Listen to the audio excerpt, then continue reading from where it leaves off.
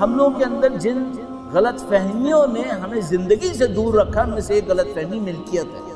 ہم نے سمجھا ہم اپنے مالک ہیں، ہم نے سمجھا ہم گھر کے مالک ہیں، ہم نے سمجھا اس چیز کے مالک ہیں۔ یہ ملکیت کا تصور غلط ہے۔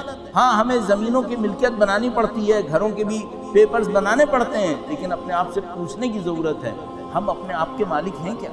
انتم الفقراء الی اللہ، تم سب کے سب اللہ کے سامنے فقیر ہو۔ پہلا کام یہ کروں میں اپنے آپ کو پہچانوں، بھائی میں ہوں کون، اور اگر مجھے یہ سمجھ میں آ گیا کہ میں کچھ نہیں ہوں تو پھر میرے لیے زندگی آسان ہے۔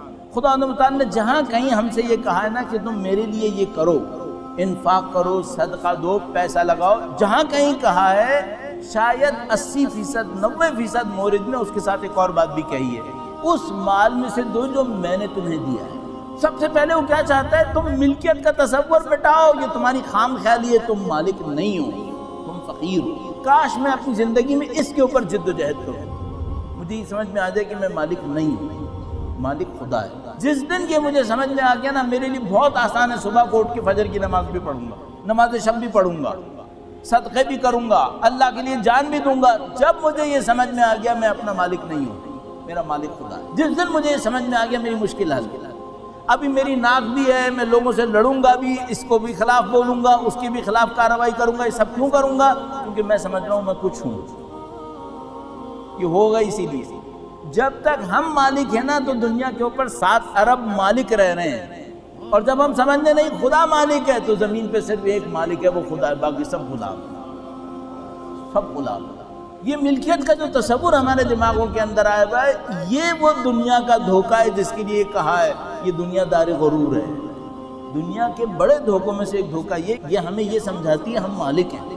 ہم مالک ہیں کہاں؟ ہم کسی چیز کے مالک نہیں ہیں، ہم زیادہ سے زیادہ بھی ہوئے امانت دار ہیں، اس سے زیادہ نہیں ہیں، وہ بھی اس فرض پر کہ ہوں، یہ بھی ایک مشکل ہے۔ دیکھیے ہمارے پاس کتنی روایتیں ہیں، ایک لہجہ سوچنا 70 سال کی عبادت سے بہتر ہے۔ کیا سوچوں؟ مجھے یاد ہے میں قوم مقدسہ میں ایک دن روضے طاہرہ کے اوپر حاضر ہوا، وہاں پہ بیٹھا، میرے ذہن میں آیا ایک لہجہ سوچنا 70 سال کی عبادت سے بہتر ہے۔ میں ذری کے سامنے ایک کونے میں بیٹھ گیا کہ اب میں وہ سوچوں گا جو 70 سال کی عبادت سے بہتر ہوگا۔ تو میرے دماغ میں آیا سوچوں کیا سوچوں؟ اس زمانے میں عربی ادبیات پڑھ رہا تھا تو میں نے سوچا یہ میں سوچوں کہ عربی میں فلاں صیغہ کیا ہوتا ہے، یہ 70 سال کی عبادت سے بہتر ہے۔ کیا سوچوں 70 سال کی عبادت سے بہتر ہے؟ یہ سوچوں کہ میں ہوں کون۔ من عرف نفسہ فقد عرف ربہ، جس نے اپنے نفس کو پہچانا اس نے رب کو پہچانا۔ کیا پہچانوں اپنے نفس کے اندر؟ کہ میں فقیر ہوں۔ انتم الفقراء الی اللہ واللہ هو الغنی الحمید۔ جیسے ہی میں پہچانتا ہوں میں فقیر ہوں تو مجھے سمجھ میں آ جاتا ہے کوئی مالک ہے جس سے فقیر لے رہا ہے۔